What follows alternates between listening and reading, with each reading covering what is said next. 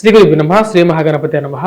తులారాశి వారికి రాబోతున్నటువంటి 15 రోజుల కాలం పక్షకాలం రాబోతున్నటువంటి పౌర్ణమి నుండి ఆషాఢ పౌర్ణమి, గురు పౌర్ణమి నుండి అమావాస్య అంటే ఆగస్టు 4వ తారీఖు వరకు చంద్రమను అనుసరించి గోచర రీత్యా ఈ యొక్క 2 వారాల కాలం ఎలా ఉండబోతుంది అనేది చూద్దాం. గోచార రీత్యా మనం గమనించినట్లయితే ఈ రాశి వారికి వచ్చేటప్పటికి గురువు అష్టమంలో ఉన్నాడు. అదేవిధంగా కుజుడు కూడా అష్టమంలో సంచారం జరుగుతున్నది వృషభంలో. మరియు అదేవిధంగా రవిగ్రహ సంచారం అనేది రాజ్యస్థానంలో మొదలైంది. రాజ్యస్థానాల్లో వచ్చేటప్పటికి రవితో పాటు శుక్రుడు కూడా ఉన్నాడు. అదేవిధంగా లాభస్థానం బుధగ్రహ సంచారం జరుగుతున్నది. వ్యయ స్థానంలో కేతుగ్రహ సంచారం అనేది. ఈ రాశి వారికి వచ్చేటప్పటికి షష్టమంలో రాహువు, అదేవిధంగా వ్యయ స్థానంలో కేతు బలమైనటువంటి స్థానాల్లో ఉన్నారు. పంచమంలో శనిగ్రహ సంచారం వక్రత్వం జరుగుతున్నది. 22వ తారీఖున వచ్చేటప్పటికి బుధుడు కూడా వచ్చేటప్పటికి వక్రత్వం పొందుతున్నాడు.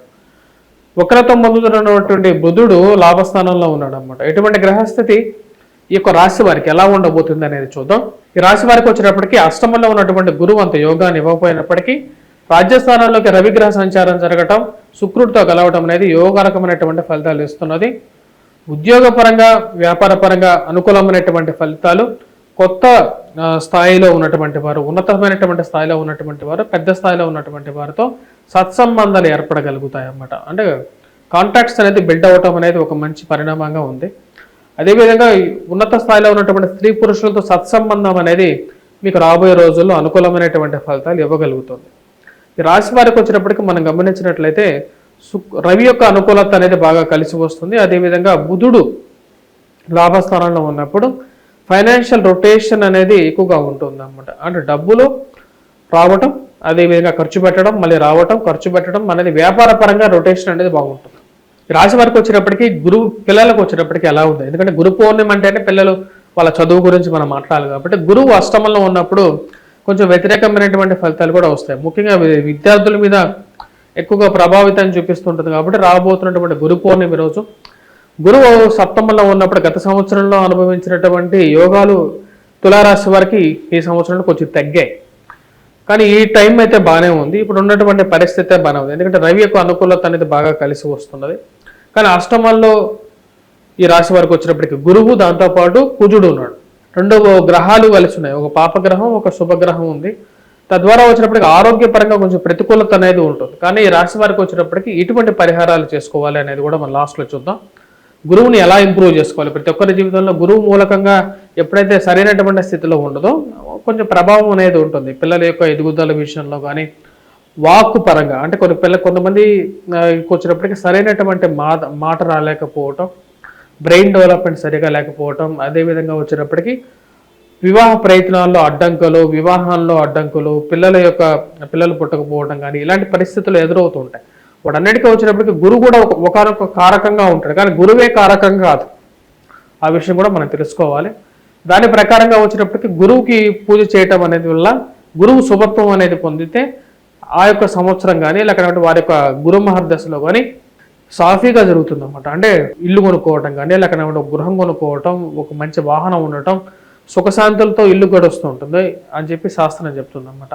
ఆ గురు పౌర్ణమిని ఉపయోగించుకోండి. గురువుని పూజించడం, ముఖ్యంగా ఆది శంకరాచార్యులు గారు కానీ లేకుండా మనకు దత్తాత్రేయ స్వామిని పూజించడం, అదేవిధంగా వ్యాస భగవానుడు, ఎందుకంటే చతుర్వేదాలను ఇచ్చింది వ్యాస భగవానుడు కాబట్టి వ్యాస భగవానుడిని పూజించడం, వీటన్నిటి వల్ల వచ్చేటప్పటికి మనకు గురువు మన జాతక రీత్యా బలంగా ఉంటుంది.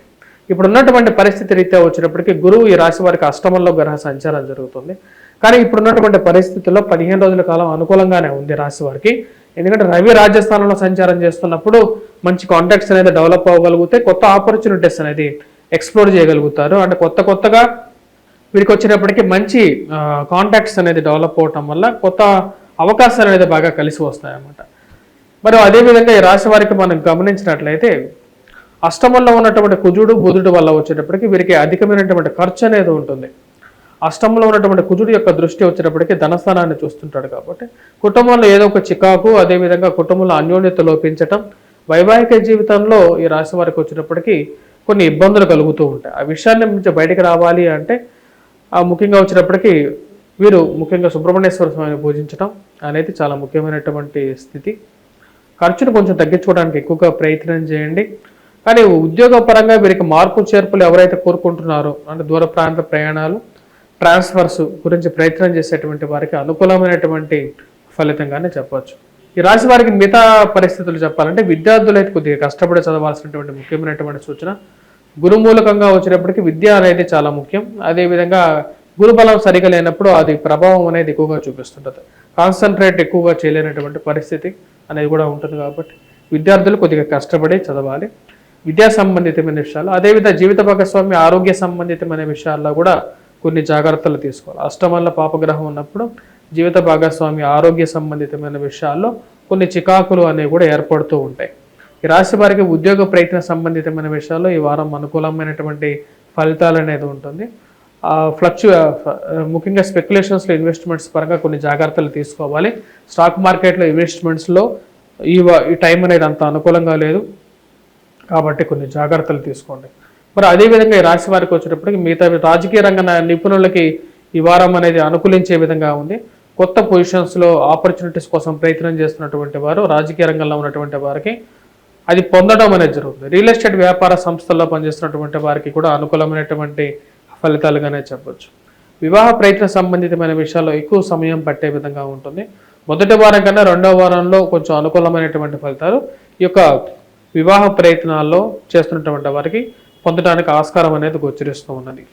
ఈ రాశి వారికి మిగతా విషయాల గురించి చెప్పాలంటే నూతన వ్యాపార ప్రయత్న సంబంధితమైన విషయాల్లో ఒక అడుగు ముందుకు పడటం అనేది జరుగుతుంటుంది.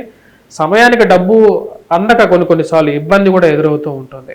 ప్రమోషన్స్ ఇంక్రిమెంట్స్ పరంగా మీరు చేసేటువంటి ప్రయత్నాల్లో సానుకూలమైనటువంటి ఫలితాలు పొందగలుగుతారు. ఈ యొక్క రాబోతున్నటువంటి 15 రోజుల కాలంలో ప్రమోషన్స్ మరి అదేవిధంగా ఇంక్రిమెంట్స్ పరంగా ఒక సానుకూలమైనటువంటి న్యూస్ అనేది రావటం అనేది మీ మానసిక ఆనందానికి గల కారకంగా పొందగలుగుతారు. అదేవిధంగా ఈ రాశి వారికి వచ్చినప్పటికీ 2 గ్రహాల వక్రత్వం అనేది పంచమంలో శని యొక్క వక్రత్వం, అదేవిధంగా వచ్చేటప్పటికి రాశి వారికి బుధుడు లాభస్థానంలో వక్రిస్తున్నాడు అన్నమాట. తద్వారా వచ్చినప్పటికి వ్యాపారం ప్రకంగా వీళ్ళు ఇన్వెస్ట్ చేసినటువంటి డబ్బు కొంచెం ఇంప్రూవ్ అవ్వటం, అది మానసిక ఆనందానికి గల కారకంగా తయారవుతుంది అన్నమాట. ఓవరాల్గా వచ్చేటప్పటికి 2 వారాల్లో 2వ వారం అనేది ఎక్కువగా పాజిటివ్ రిజల్ట్స్ అనేది మీరు పొందగలుగుతారు. ఎంప్లాయ్మెంట్ పరంగా వచ్చేటప్పటికి మంచి అనుకూలమైనటువంటి ఫలితాలు కూడా చెప్పవచ్చు రాశి వారికి. మిగతా విషయాల్లో ఈ రాశి వారికి ప్రేమ సంబంధితమైన వ్యవహారాల్లో కానీ అంత అనుకూలమైనటువంటి ఫలితాలుగా గోచరించట్లేదు. ఈ రాశి వారికి వచ్చేటప్పటికి గురుగ్రహ ప్రతికూలత అనేది కొంచెం వేధిస్తున్నది. కాబట్టి గురుగ్రహాన్ని ఎలా ఇంప్రూవ్ చేసుకోవాలి అంటే, గురుగ్రహ బలాన్ని ఎలా పెంపొందించుకోవాలి అంటే ఈశాన్యం ఎక్కువగా ఉన్నటువంటి ఇంట్లో నివసించాలి. అప్పుడు గురువు యొక్క బలం అనేది ఎక్కువగా ఉంటుంది, కేంద్రీకృతం అవుతూ ఉంటుంది అన్నమాట. అదేవిధంగా మన ఇంట్లో నుంచి ఎప్పుడైతే ఈ వేస్ట్ వాటర్ ఏదైతే ఉంటుందో డ్రైన్ అనేది ఎప్పుడు ఈ ఈశాన్యం వైపు ప్రయాణం చేయకూడదు. ప్రయాణం చేసి అక్కడ కలవటం అనేది చేయకూడదు అన్నమాట. కొన్నిసార్లు అలా కూడా జరుగుతుంటుంది.